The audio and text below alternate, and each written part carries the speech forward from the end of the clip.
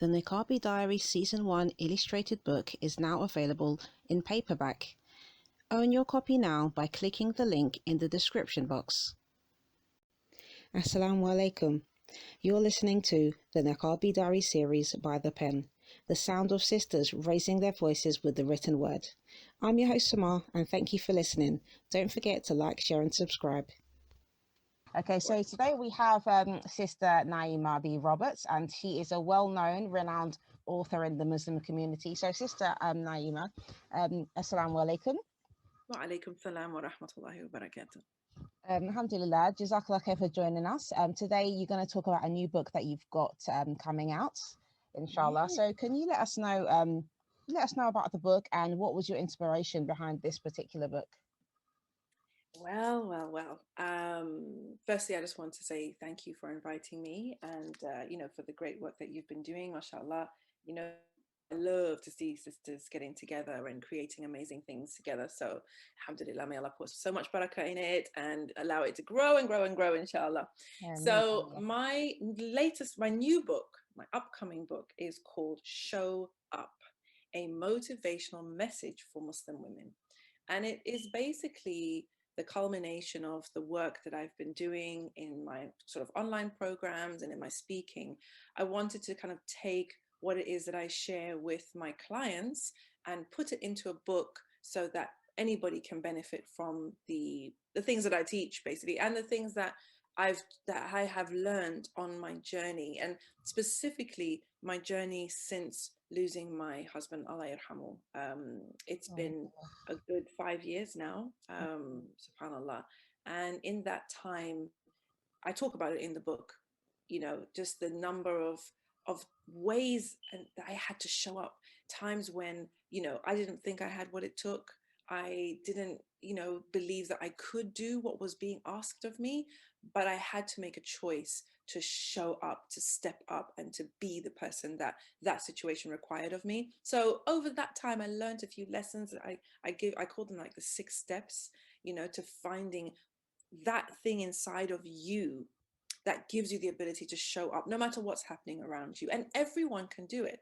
It's free for everyone. It's available for everyone. Those skills, those habits that you build, they're available for everyone. So I wanted to share them. So that's kind of the reason I kind of put it together in this book, because I thought, hey, let me put this out there into the world.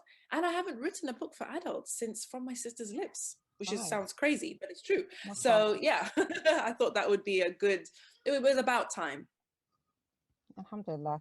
So who is the book directly aimed at? Is it for everybody, or is there a specific audience that you're targeting? I just wrote it from the heart. I mean, obviously it says it's a motivational message for Muslim women. And I think that, because the things that I talk about in the book are so just general part of the Muslim experience, the human experience, really, to be honest. I think that it goes from, and I talk about, people at different stages of their journey. I talk about when you're still a young woman, when you're a new mom, when you've got maybe a family that you're looking after, or like a career that you're building, or a business that you're running, marriages, when they're kind of blooming, and even marriages when, it's the end of a marriage. So it really is, I think that it has benefit for everyone. I know it sounds very cliche, and I'm always telling my clients, niche down, but really it is just a book for life. So I hope, inshallah, people will find what they need in the book, but it certainly was written for my sisters in general to benefit from. Alhamdulillah. So I'm going to ask you, did you ever think you'd become an author at all? Like, why? Because you've written other books, obviously you mentioned From My Sister's Lips, and since then you've been writing a lot of children's books, right? Yes, I think is it something that you wanted to do for, is that what was that your career choice? Oh no, girl. When I was in high school, I used to love creative writing, in English. I really enjoyed it. I took a lot of pleasure in writing, a lot of pride in my writing, but I wanted to make money. Like, I wanted to be rich. So I was like, no, I know being a writer doesn't make you rich. So no, I'm not doing that. And did not even cross my mind to become a writer or think of being a writer really until I had my first child. And, you know, I've told the story many times of going to the library and taking out all these wonderful books and there being no beautiful books about Muslims or with Muslim characters. And that really was the thing that made me say, well, if there are no books out there, maybe I need to start writing them. So, you know, last year, I think we passed the 25 published books mark. And I'll tell you a secret. Inshallah. My goal, inshallah, is in the next 5 years to publish 50 books. Inshallah. Inshallah. Inshallah. I always say to You got a lot of work going. Wow. I've got a lot of work to do. Yes, 25 over the space of maybe 20 years. So I need to up my game. I need to increase the pace if I'm going to reach my goal. But inshallah, that's my goal. Will they be mainly children's books as well? Are you still going to continue? Mix. It's a great question, actually, but many more adult books. I've got a lot of adult books. Inshallah. Great. And will those books be available in ebook form as well as Yes, inshallah, they will. I'm hoping that they will be as widely available as my current books are. So online, ebook, you know, Amazon, local booksellers, inshallah. But, you know, just make dua that I'm able to, my next challenge to myself is to write another novel because I haven't written one in quite a long time. So I think it's going to be a follow-up to She Wore Red Trainers. Oh, so mashallah. My daughter's got that book. Yeah, alhamdulillah. Yeah, mashallah. Yeah. Are you going to have the books like available with Audible? Is it like audio books? Are you going to do any audio Yes, book actually, forms? yeah, we are due to record the audio version because it's actually quite it's a quick read, isn't it? You know, it's not a tome, it's massive. I think it's at how many pages is it? It's like 100 pages, just over 100 pages. Yeah. So it's not like it's not a marathon read, but yes, I am due to record the audio version. So Inshallah. you know, I'm excited to be able to offer, you know, audio versions and, you know, other material that I've created for the book for all the people who order before the launch. So that page will be live, and we'll share the link with your listeners. But yeah, I'm hoping, inshallah, that as many people as possible can benefit from the book and hopefully, you know, find its message, find meaning in its message. And allow them to show up differently and show up stronger, especially in 2021, because, you know, we don't know what the future holds. And this is the thing, that's what I want to say about this whole concept of showing up. A lot of us are waiting for the right circumstances to bring out something amazing in us. Yeah. Whether it's you know, a fantastic marriage, or, you know, when we have our baby, or when our children are grown, or when we hit, you know, 100K and 100K in the business, whatever it is, we're kind of waiting for these events to all of a sudden make us into this person that we want to be. And my take on that is that you get to choose how you show up in your life circumstances, because it's Allah subhanahu wa ta'ala who chooses the life circumstances. Yeah, whatever our life circumstances are, Allah put us in this place in this time. Yeah. And, you know, challenges will come our way. Allah chooses those tests, He sends them our way. The only thing we have control over is how we show up in those circumstances, in those spaces. And so taking back control of our mind space, our mindset, and our actions and our emotions, taking back control, for me, it is one of the most transformative things that I have ever done for myself. And it's the most, definitely by far, the most transformative thing I teach, that along with gratitude. So, you know, we're going into a year. We have no idea what this year holds. We just came out of a year which was unlike anything we had ever seen. So the message of show up really is, you know, the woman on the front of the book is climbing up a mountain, and you see that look on her face and her body language where she's determined to reach the peak, regardless of the hurdles, regardless of the challenges, regardless of, you know, anything that may come in her way. She's standing tall, she's standing strong, and she's showing up. She's like, I'm here, and I'm gonna do this, because if Allah brought me to it, He can bring me through it. And I know that, subhanAllah, there will be things that we will experience this year, next year, whenever, just like all throughout history, right? Things that we never anticipated. Stuff happens, life happens. The only thing you have control over is how you show up. So that really is like the big idea behind the book, and what I hope people, inshallah, will benefit from. Inshallah, alhamdulillah, mashallah, really sounds amazing. And it does definitely sound like a message that is beneficial for everybody and something everyone needs at this time as well. So, what would you say your biggest challenge was when writing this book? I think the biggest challenge was some parts I had to really dig deep into my own personal history and my own personal story to try to reconnect with the feelings I had then. So the book starts with me talking about my late husband, Allah yarhamu, and that actually wasn't too difficult because I've written about that before. But the part that was difficult for me was talking, like going back to the experience of being thrust into running his business. Mm, Okay. Which was, a call center, 300 people, a business I had no idea about, never done it before, didn't even know how it worked. It was a mad situation, and a lot happened.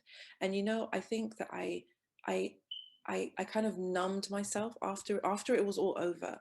I kind of just shut the door on that experience, and just moved on. I left the country. I came to the UK. I got married. I moved on. hmm But when I was writing about it, I knew that I would have to go back in, and that was quite painful actually, because a lot of really, really quite traumatic things happened. And you know what it's like?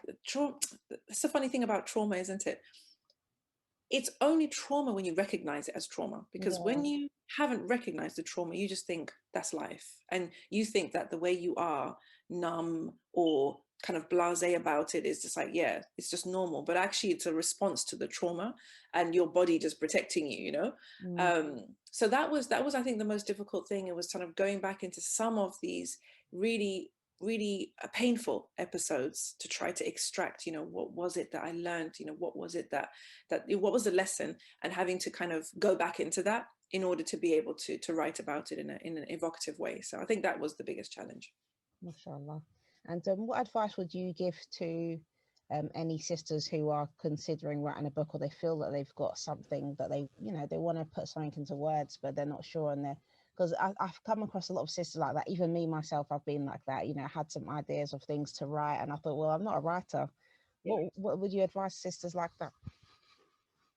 Well, the first thing is that, just own the identity of a writer. This is just something that, all writers pretty much say is, I'm not a writer. It's just a cop out, and it's not helpful to you because you want to be a writer. So don't keep telling yourself that you're not one. That's the first thing. And secondly, like, reach out and get help. There's a lot of free information online.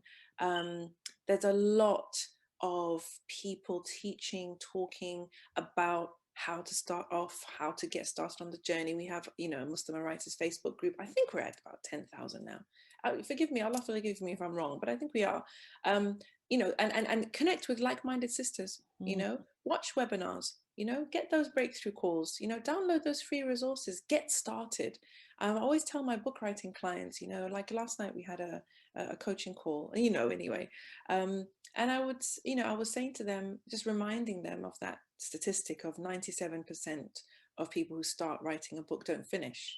Yeah. subhanallah. And typically the reason why they don't finish is because of all these things that you're saying, the negative limiting beliefs of, I'm not a writer, my English is not that good, who's going to read this, blah, blah, blah. Also, sometimes lack of clarity over the idea itself and how they can flesh it out into a book, just hitting brick walls, and maybe running out of things to say and things like that. So, if you are serious about writing a book, then, get a mentor or a mentoring group that can help to keep you accountable and get the support that you need, get the information that you need to be able to make your book a reality. Because what I know from my work with women who are writing books and have written books is the knowing what you're doing really helps. The clarity helps. And I have a free resource, my book roadmap, which we can link for the listeners, inshallah, Inshallah. because that's the tool that I use with my clients to help them really get clear on, their book, their intentions, behind the book, who it's for, what they want to cover, etc. And get that support and that accountability, and stick with it. The reason I say to get the support and accountability is because that helps you to stay focused, because the only way you can fail at writing a first draft is if you give up. And unfortunately, that's what a lot of people do. They do end up giving up because they don't have that support. They don't have, the accountability there. So, when you're by yourself, and especially, of course, many people do that thing that I teach all my clients never to do. And that is reading over their work reading over what they've already written. Yeah. Okay. That is a huge no-no. In my program, they all know it's like, you're not in editing mode. You are in creative mode, you're in productive mode, you're in writing mode. The two modalities cannot coexist. Yeah. Because when you're creating and you're producing and you're writing, you are building. Yeah. You're building. Yeah. You're building the structure, the basic structure. When you're editing, you are destroying. Okay. So you cannot have building and destruction. So creation and destruction cannot be going on simultaneously. What will happen if you have that? Just a disaster, I suppose. Something not coherent and cohesive. Exactly. It's two steps forward, one step back, another step forward, two steps back now, two steps forward, one step back. That's what happens when you don't discipline yourself enough to not read over and edit your work as you're writing it. Yeah. And it's the same with every type of writing. This is books, blog posts, articles, you name it. I always advise sisters, anybody who I work with, just get that first draft done. It doesn't matter how tatty it is. It doesn't matter how dodgy it is even. Just get everything you've got in your head. After you've got that clarity, get everything you've got in your head, get it down on paper, build something. Doesn't matter if it's a rough something, because now when you go into quote unquote destructive mode, it's a purposeful destruction. You already have a body you have the ideas, you've got the words, you've got everything. Now you can start to shape. Now you can start to extend. You can start to pull back. You can start to cut things off. You can start to, deepen and get more stories here, fewer stories there, cut out the repetition there. You can actually start to shape this thing into something, something magnificent. But if you're trying to do creation and destruction at the same time, trying to write and edit at the same time, you will just be in this really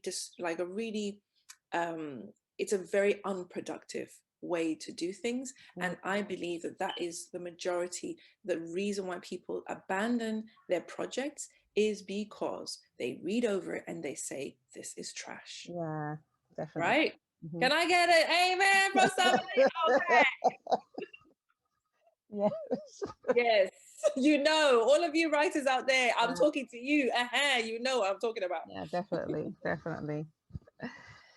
Yeah. Sorry, I got on to my writing coach podium. Sorry about that. No, that's great. Like seriously, because no, definitely I can recognize that for myself and my sister as well.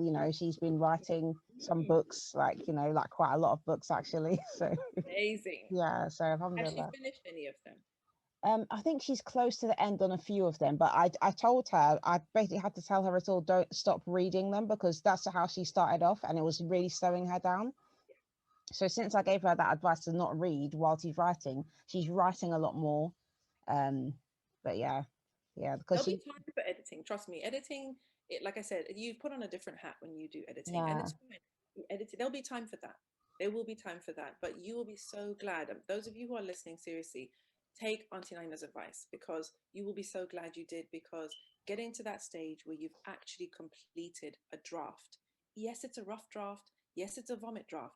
But it's a completed draft. Yeah, alhamdulillah. Okay. It's just getting it finished, isn't it? And I think another problem with trying to edit as you go along is that you just start getting doubts in your mind as well, thinking, the whole imposter syndrome as well, because yeah, it's just like you start thinking, oh well, why this isn't even good, why am I gonna, like, who's gonna read this book? You know, you start doubting yourself even more, because if you're going over it and thinking that your writing isn't good before you've even finished writing the complete thing, it's, as you said, it's just very destructive. So yeah, Yeah. alhamdulillah.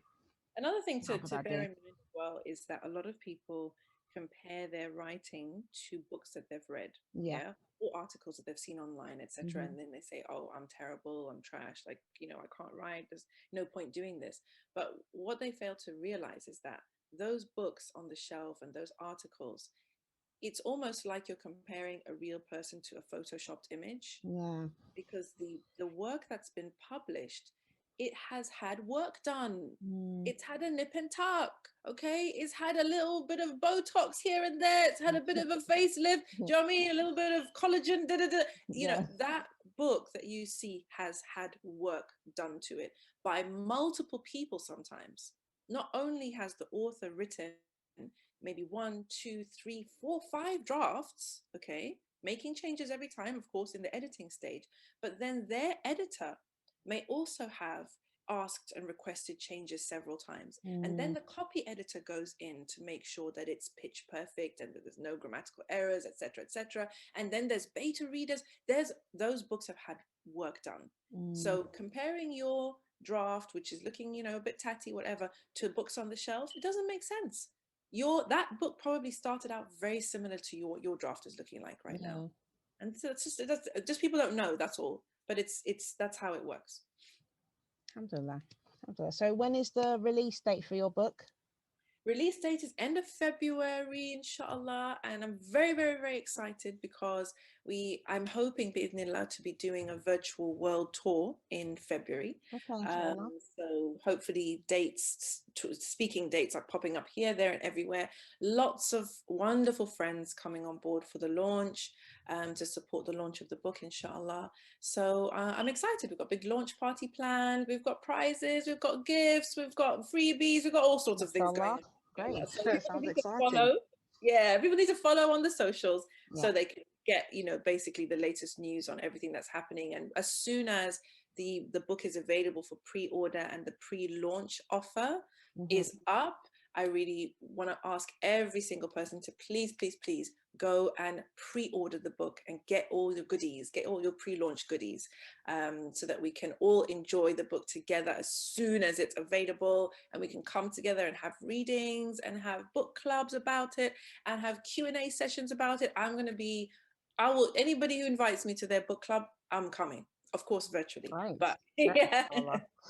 Inshallah, that sounds amazing. Okay, well, fantastic. We're going to put all the links in the description so everybody can start following Sister Naima on the socials, and make sure you stay up to date with all those things in the upcoming launch, inshallah, because you don't want to miss anything, of course. Okay, so yeah, make sure you check the description, and I'm gonna actually what I'm gonna do as well, if you can send me some things, I'm gonna actually have them on the screen of the of this recording as well, inshallah. Yeah. So nobody can make any excuses, they'll be there. If you got my, I don't know, press kit or the book cover, how it looks, all these kind of things, like just some few stuff, and I'll just have them on the Yeah, no, on the I'll do that. screen. Yeah, inshallah.